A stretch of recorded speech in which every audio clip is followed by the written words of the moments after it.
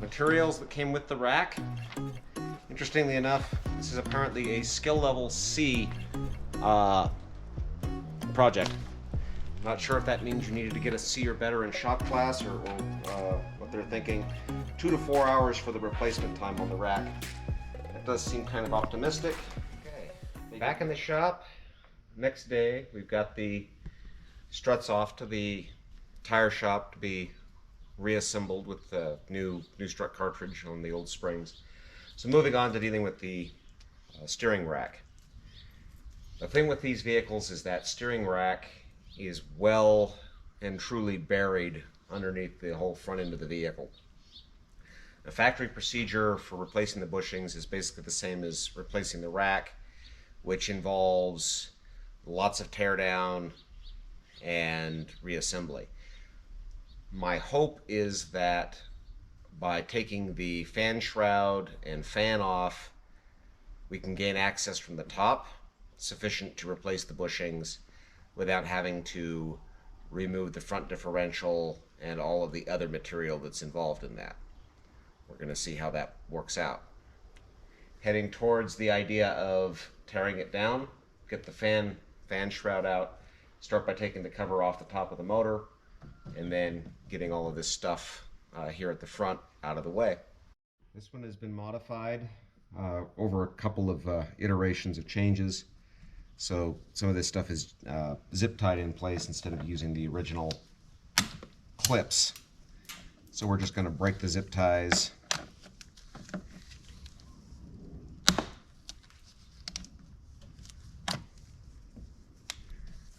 Set the air conditioning line out of the way.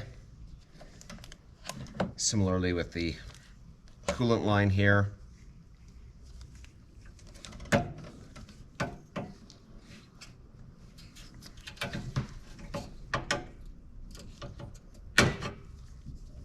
And the other AC line.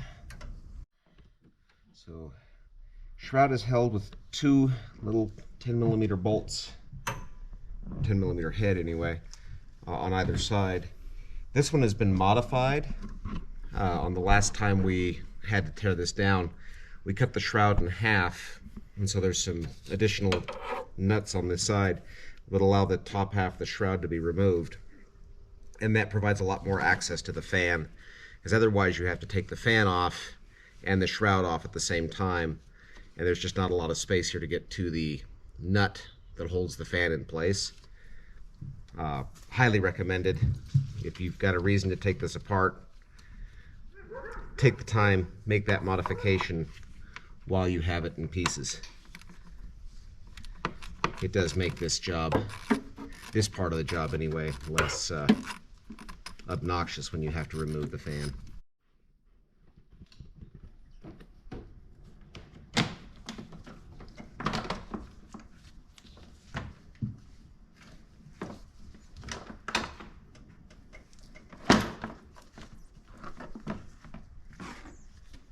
And if you've ever done that with one of these that was still intact, you know that was a whole lot easier than that normally is.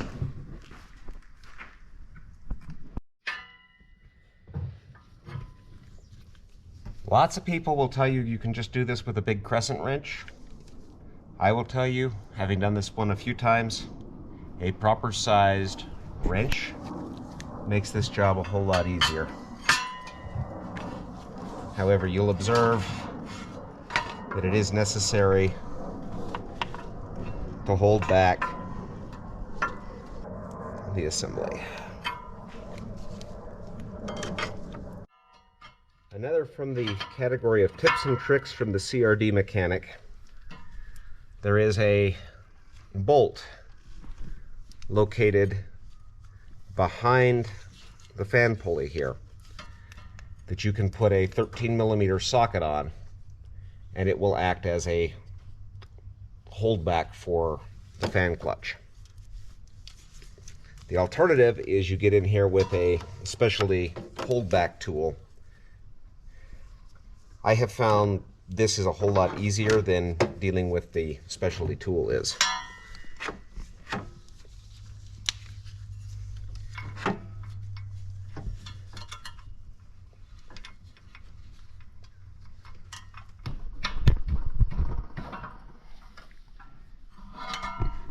Once the fan is broken loose, it just spins off.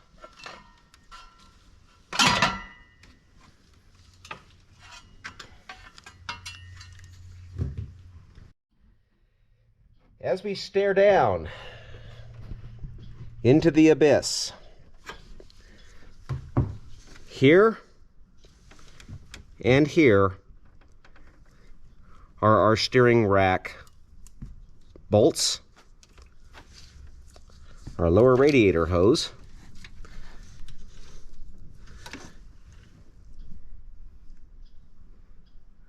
a large random piece of rubber.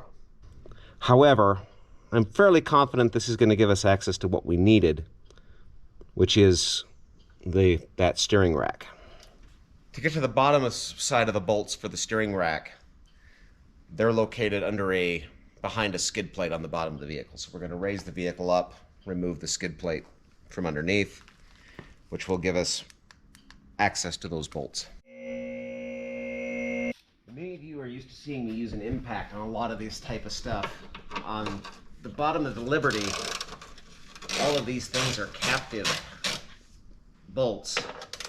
And the problem is a lot of them get seized up over time. And I do not want to risk busting one of those captive nuts loose accidentally, because that makes for a lot more work dealing with riv nuts and everything else as a replacement. So hand tools only when working on the undercarriage of these things. Okay, skid plate is now loose, and on these it just slides forward. You can could potentially leave the bolts in the transmission. This will get a little bit of cleanup before we go, but it gives us an idea of where all the fluid underneath the front end of this thing might be coming from. So these here are the bottom of the steering rack bolts that we want to deal with. So we just want to spin those off. Let's see if these will just come loose.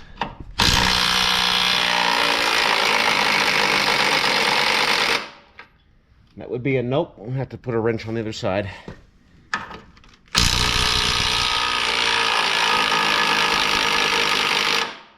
And the same.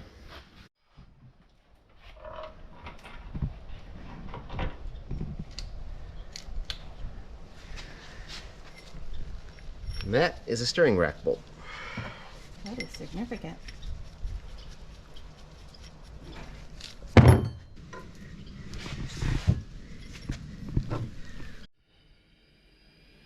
The next question is, can we get the bushings out of the rack without taking the rack out of the vehicle?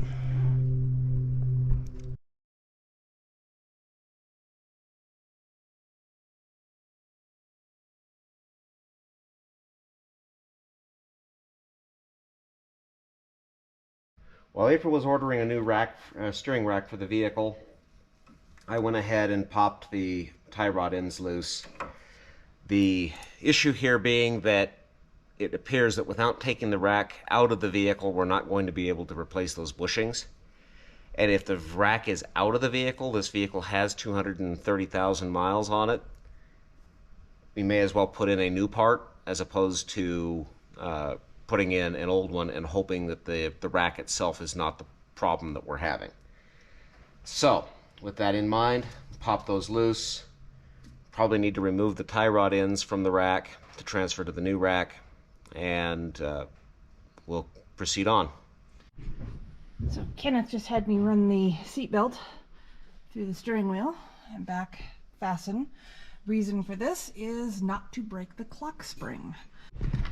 Alright, I've been busy ordering and dealing with online transactions not going through, but we're all good for the new rack. Kenneth, where are you at?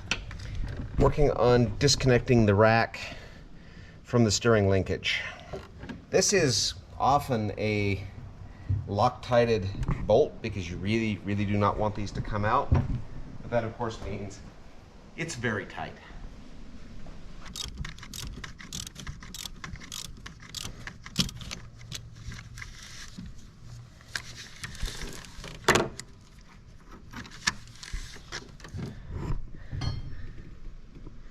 Yeah, looks like a little bit of Loctite on that bolt and a lot of rust. So working on getting the power steering lines disconnected. Once the steering linkage is done, power steering lines are done, rack bolts are out, tie rod ends are disconnected, then we can begin the process of fishing the rack out of the innards of the vehicle. Okay, so it's all disconnected. Now the topic of what is it going to take to fish it out of here? Okay, so trying to get space to manipulate the rack and out of the vehicle, we're going to have to drop the lower control arms, which means pulling this bolt. We're going to need to release the front axle bolt here as well, which requires this control arm to come out of the way. So we have to drop this here, and manipulate the control arm at least to the point where we can get the bolt out. We may need to fully remove the lower control arm as well. Lower control arm bolt for this. Normally you would want to be very careful messing with these because this is how this vehicle is alignment is set up. Once we get it back together, the next stop for this vehicle will be the alignment shop, and it's only a few miles down the road. So we'll either drive it, or if we don't think it's drivable, we'll put on a trailer and take it down there.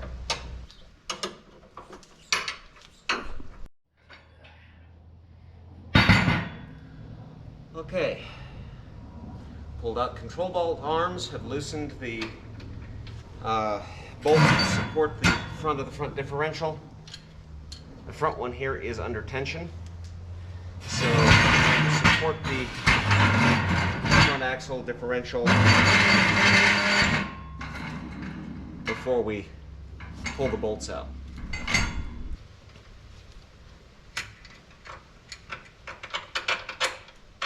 Now that is no longer under tension.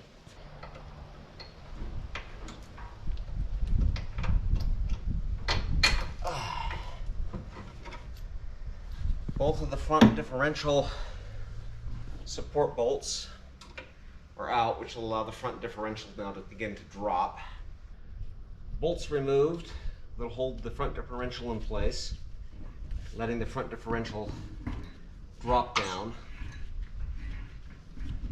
to give us more space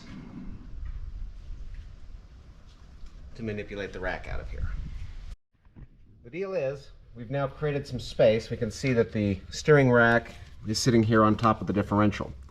The idea is to manipulate this such that the rack is able to come out.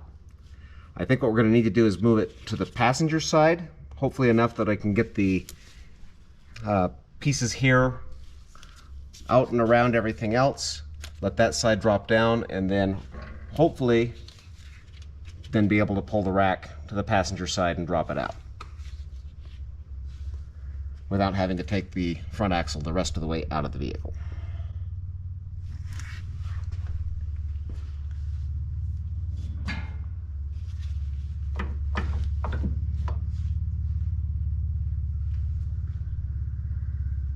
Yeah, okay.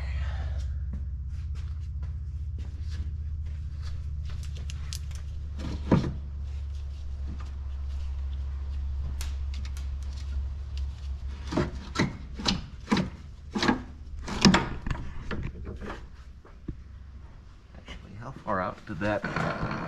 Huh. Well, we might just take it straight out this side then.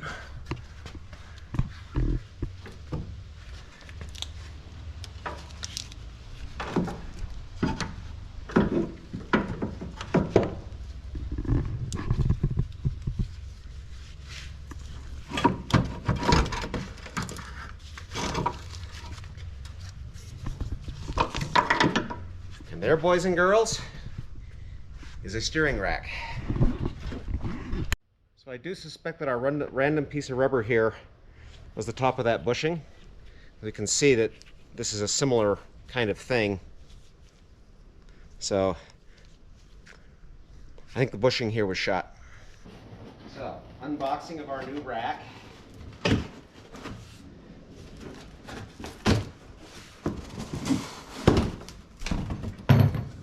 And what we have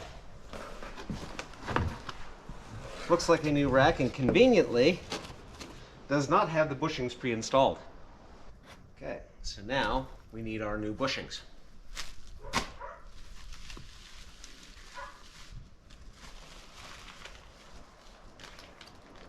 We have a new bushing.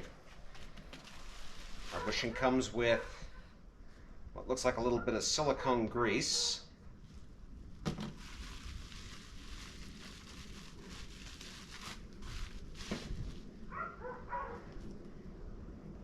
And the bushings themselves. Not seeing any instructions. The big question in my mind, which end is up? Okay, so this is the OEM style bushing that came with the steering rack. You slide it up through the bottom of the rack. That sits between the rack and the vehicle. And this just kind of pushes down from the top. This is our polyurethane replacement. It's a little bit firmer, a little more solid material, and should provide a little better resistance to movement. This is the core, the bushings that go from either side, and what I expect is this will be push that in from the bottom and then tighten it down from the top. The reason why I chose these is the poly bushings are immune to the impacts of any leaking ATF4, whereas the ATF4, which is what the Liberties use as power steering fluid, can break down the rubber quite quickly, and we'd just be doing this again if there happened to be a leak. Yep. And if you look at the design of these bushings, once this rubber breaks down, you can only tighten down against the metal core, and so the rack will sit here and move on the core, which is the problem we had with the previous one. Okay, so assembling the bushing. It's a multi-piece unit, so piece that goes in, corresponding piece that goes in, and then this slides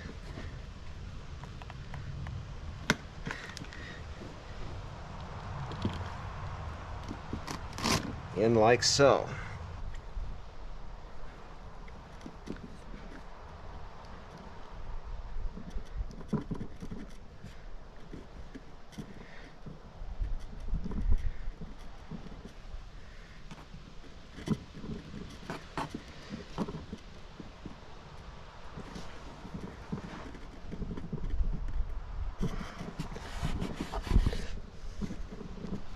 And this is why they gave you assembly lubricant.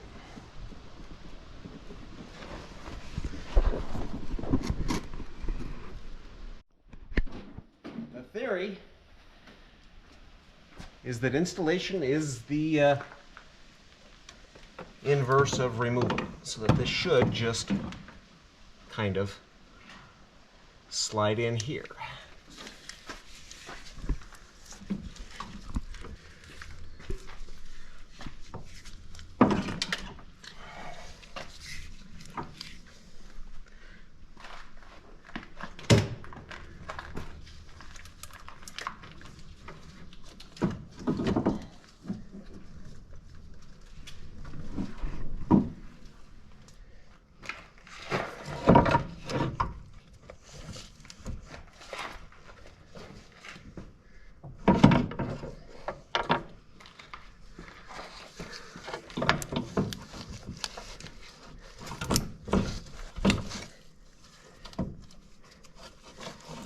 Okay. Yeah, you're catching the pieces on that. Catching the what on the what? Yeah. Well, I think you're okay. Right here. Uh-huh. I think that's fine. Yeah, no, that's the way it was. Excellent. So, Located. so with that, the rack is basically back into its general location where it lives. So now we have to reassemble all of this stuff underneath. The idea here is to lift the front axle back into place and get all of these bushings to line up with their holes.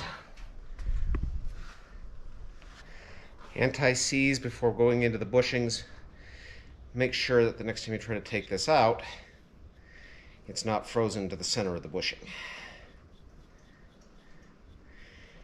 I tend to be very liberal, probably a lot more than is strictly necessary.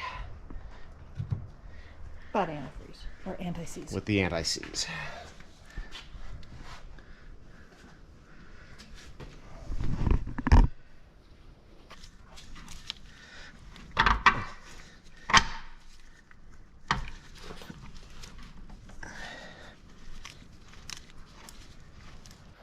Rear support bolts are in and just vaguely tight.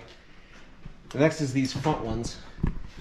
They're probably hard to see in the camera, but right now the front ones are lined up looking really nice. Now it would be brilliant if we could come in this way, but I don't think we've got enough clearance between the bolt coming through and the nut and this arm for it to live that way. So we're going to put these back in the factory orientation. Presumably, installation is the removal, reversive removal.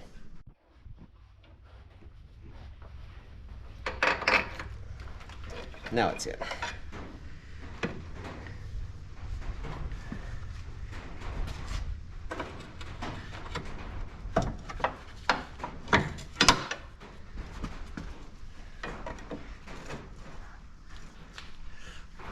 And the control arm roughly back in position.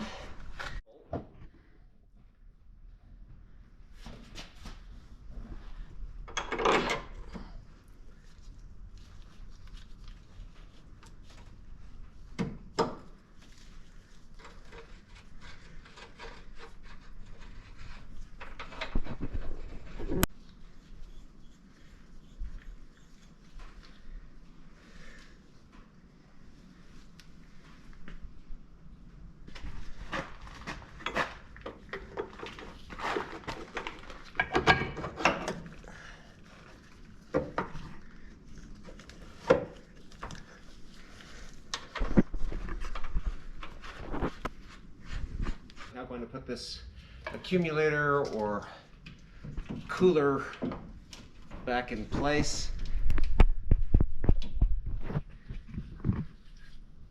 Just 2 bolts that go into the cross member here. It's being a little bit difficult because the steering rack is still kind of flopping around up here and sort of resting on top of it. Going to take advantage of having the differential exposed here to go ahead and do a oil change, gear oil change on it.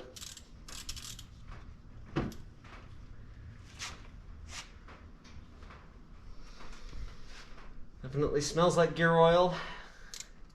Doesn't look too bad though.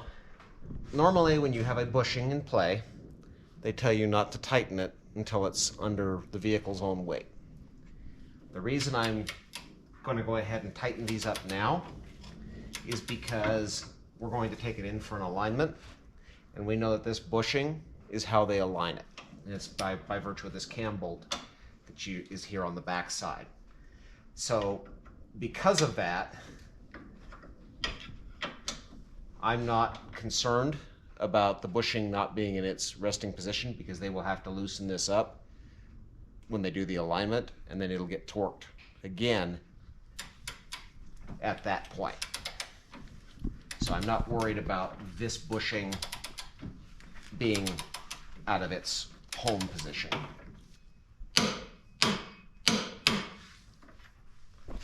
So we fished the steering rack back in, went ahead and torqued the control arm bolts, torqued the bolts for the front axle. We've now fished the bolts for the steering rack back in place and just loosely started them back in the holes. You see the rack is still loose here. We haven't torqued these down yet. That's the next step, is to go ahead and tighten these down, and then we will need to connect the hydraulic lines and reconnect the steering linkage. This is all just the reverse of disassembly. one step at a time. We've raised the vehicle back up. It should make it just a little bit easier to deal with torquing these steering rack bolts. Start by snugging them up with the impact, and then take them home with the torque wrench. As the bushing compresses a little bit, it's normal for the torque to yield as you tighten these new bushings.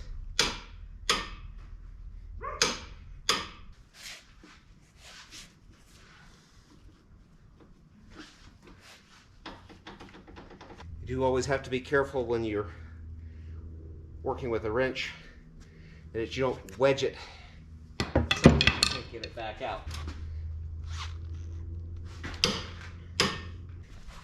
And with that,